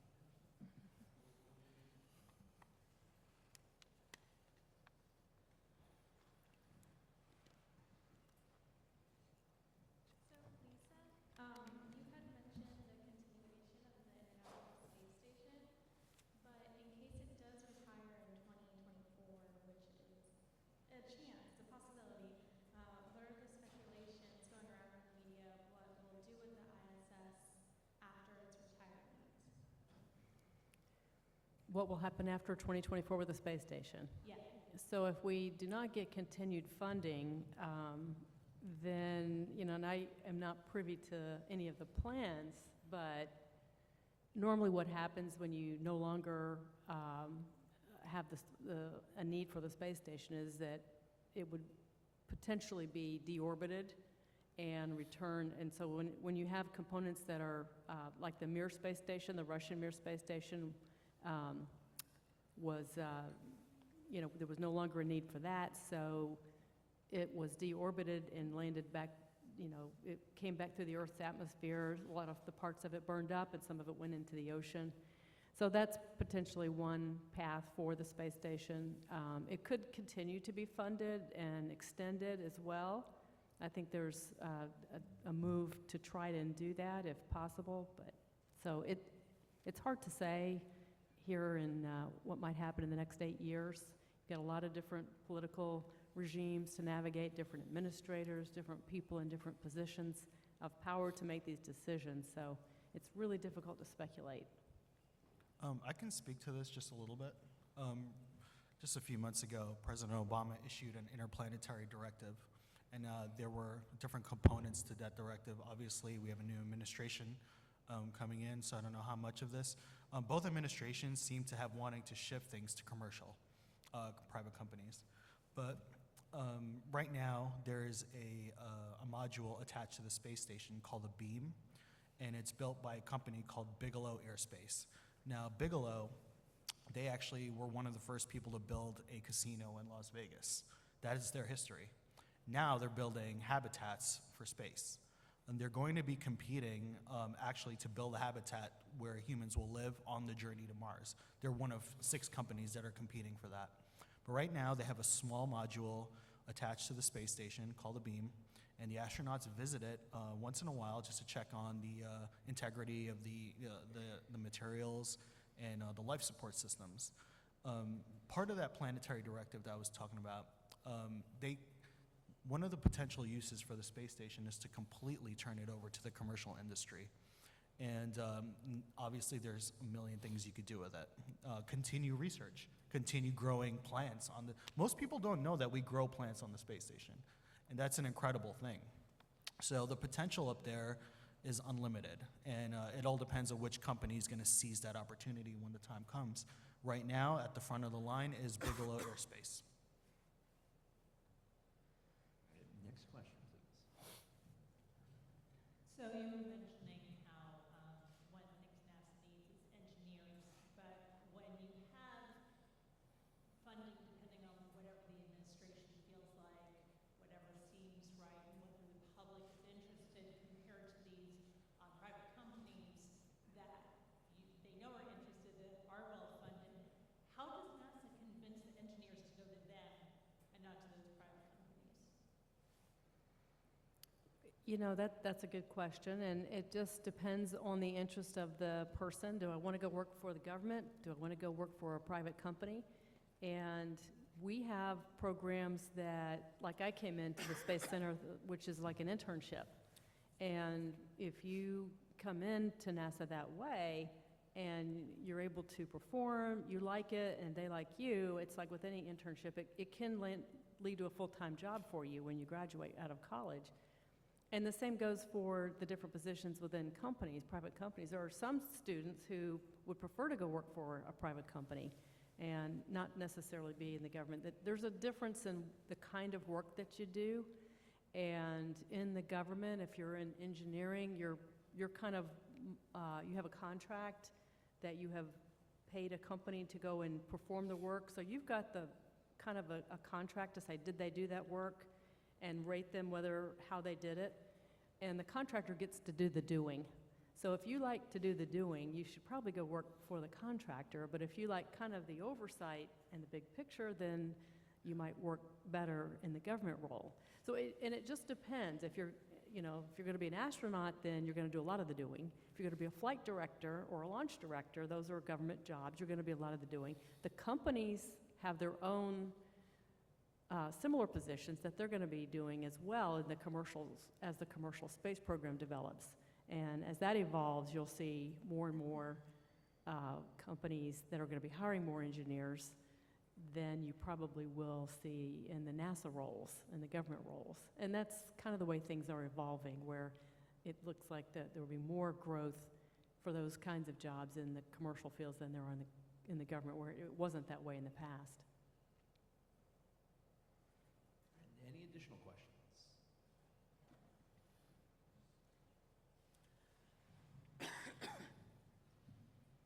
I just want to say thank you for taking the time out of your day to come out. It's great. Thank you, Michael and Derek, for putting this on. I feel like we're so lucky in Orlando here because it's this hotbed of space and science activity. The launches.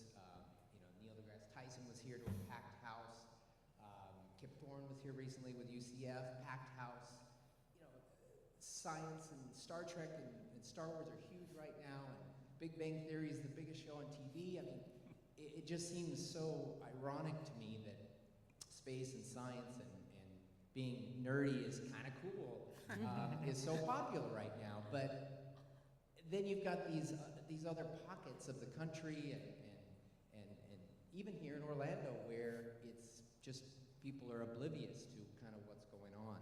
And I wanted to kind of ask you, when you're covering these types of events, and Brennan, I love, Are We There Yet? I mean, I listen to it all the time. I think so the guests you have, and just having George Takei recently, and it's huge. But outside of having that human element of people going, to space,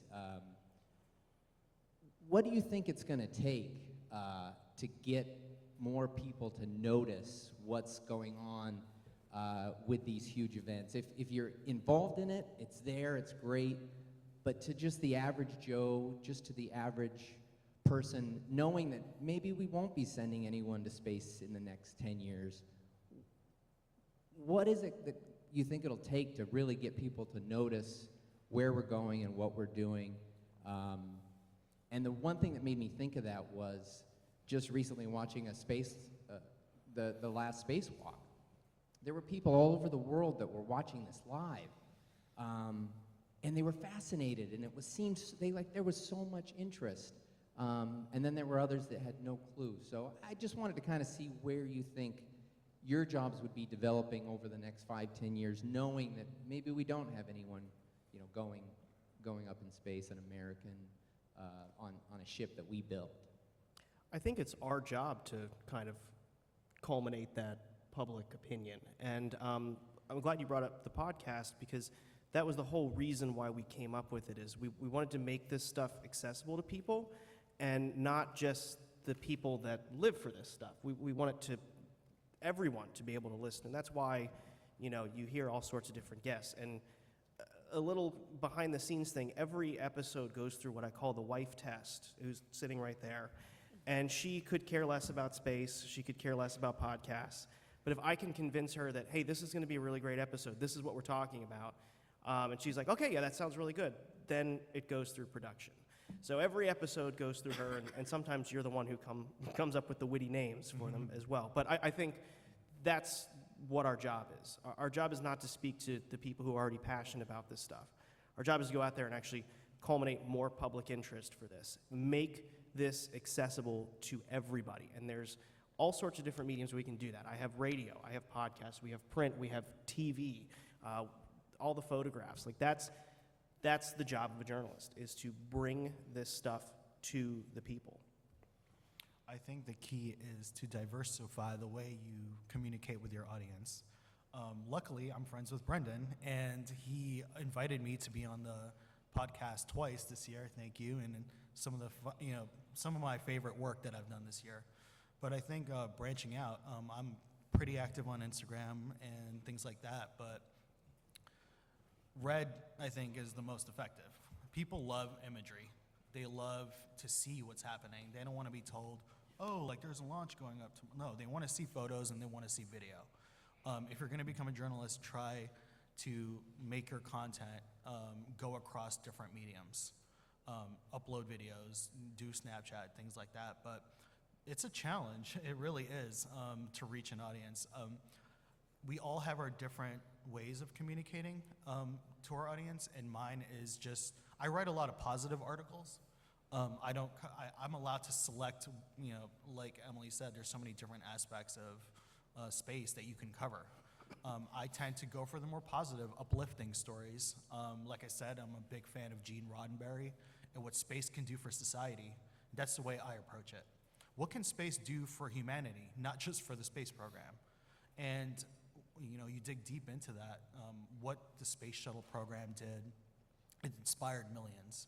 And going back to Hidden Figures, you're watching a long time ago during the Apollo era, everyone stopped what they were doing to see the first humans walk on the moon, to see the first orbital launch, Friendship 7.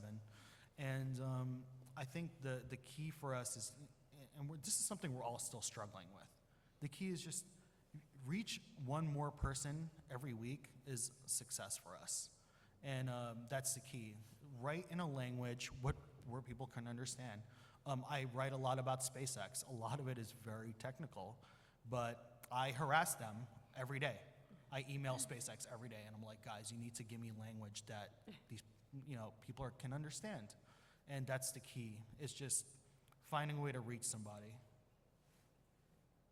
To add to that, without the human element, there's so many interesting things going on. And so I feel that I'm going to do a good job by getting people interested in space by continuing to tell the interesting stories that are non-human related. It's all human related though, but when you really think about it, there's humans involved in everything. But if you can have some amazing photos from the Cassini-Saturn mission and explain that in a very dramatic way, I think it's good storytelling, it's good headline writing. It's like, hey, look at these photos as Cassini dives in between Saturn's rings. This has never happened before. Like, that's amazing. I've had people say, that photo's not real. How did we get that? And we have all these photos that just tell stories, and if you can't look at that and say, wow, then I don't know what will touch you. So, I mean, it's, red is such a big part of that, but I think it's creativity and just continuing to, tell stories outside of that, human launching element. So, yeah. You want to go, Lisa? Oh, okay. You guys know about Spot the Station? If you don't, you need to know. It's the coolest thing ever. I get a notification that a space station is going to fly over my house, and it drives my wife crazy because I'm like, it's a duration of 6 minutes tonight, honey. You stay inside and cook with the chihuahuas. And I'm so excited. I get stoked all the time. And what do? I share it on Twitter. I share it on Facebook. And I say, that's a simple thing to do. That is a simple way for people here to connect and know that there are 6 people flying above us, 225, whatever the altitude is at the time, above us. And that's real. That's real stuff. And it doesn't have to be complicated. The message doesn't have to be complicated. We were talking earlier before the program, when the shuttle shut down in 2011, I had friends from all across the country calling me saying, Greg, what are you going to talk about now? Are you going to lose your job? No, I'm not going to lose my job. It's up to us to uncover the things that are upcoming. It's up to us to share that message with the different platforms that we have. There's so many different platforms out there nowadays, and it is social media that is a big thing. And you're going through your feed and you're like, oh, great, Kardashians, all this, all that. And you get tired of that stuff. If they see that one thing that you post and you're passionate about it, and you reach that one person, then you've done your job. But it is up to us to be able to share that message with not just our technology and everything that we can bring to the table. News 13 is a 24-hour station. If you don't catch it 1 hour, you can go and catch it the next hour and see the same thing. You can go to the website. We won awards for the website. That's fantastic. And the whole entire planet can see that. It is so cool. They can see the blogs. They can see the social media. But it's up to us to point that out to them. Point out what's cool. Just say it's cool. Take the objectivity out of it and just say, man, that is really neat that there are 6 people flying over me right now, and I can see it in the sky. And if you're excited about it, chances are someone else might be who has never seen that before. And then they can tell someone, and hopefully the truth is still there by the time it's told. But yeah, again, it's a responsibility, but at the same time, for me, I need objectivity in most of the job that I do as a journalist. When it comes to space, it's hard. It is hard to be objective. When there's a rocket booster landing just a little while from me, I get excited. It's exciting. That's like, whoa. I said whoa on the air that night. I go, whoa. You know, why not? If it affects me, it's going to affect other people. And this is a neat thing, a neat time that we're living in. Hopefully the space station will be up there to 2030. We don't know that yet, but there's just neat things that are happening right now. And it is a big responsibility, and it is up to us to be able to share that message with people, no matter where they are on the planet, and not just here in Orlando and wherever you live here in the area. And tell people about it. Tell them to come see a launch. Tell them, come see a launch. It may get scrubbed, but stay a while, spend some money. You know, there's lots of different things. So if you're passionate, right, Red, then you can't go wrong. Well, we're at this point, we've gone our way through the panel. Thank you all for coming out.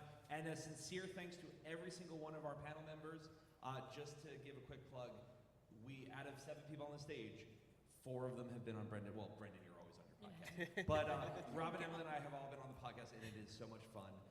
And since it is the end of our roundtable, there is one last thing we have to get in.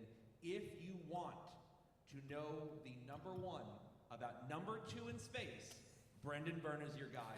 He is the space poop expert in the world right now. So, In the galaxy. I'm owning it. He's going to get through the entire event. We weren't going to talk about his reporting. It's reporting about poop. It's not any sort of like pejorative term used on his reporting. We wanted to make sure we got that in. It's actually a big problem. NASA needs your help to figure that out. So thank you again, everybody. I think a few of our panelists are going to be staying a little later. If you want to meet with them and talk to them, they're all very, very impressive people. And so with that, thanks to Brendan, Robin, Emily, Lisa, Greg, and Red. And on behalf of the planetarium, thank you guys for coming out, and we'll see you again soon. Thank you. Thank you so much. Go see Hidden Figures. Sorry.